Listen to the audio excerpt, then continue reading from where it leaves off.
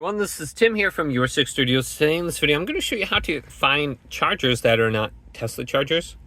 So if you go to options right here, going down to navigation, scroll down here, and if you go to charging, third-party charging stations right here, show fast charging stations and destination charging stations not owned or serviced by Tesla. So if we turn this on, we will see this under our maps now when we go to chargers. So we can access these now.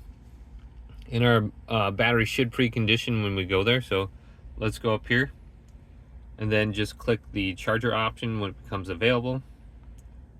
Okay, so we can see all the different chargers in my area. And some of these might not be fast chargers, I believe. We might have to go to the slower option right here. So we can see these slower options now.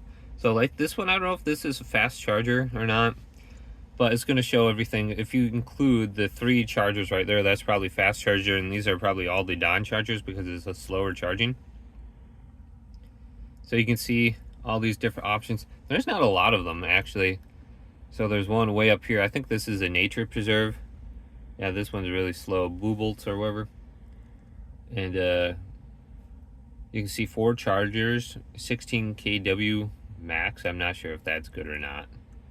So let's go to a fast charger for Tesla and just see what that is.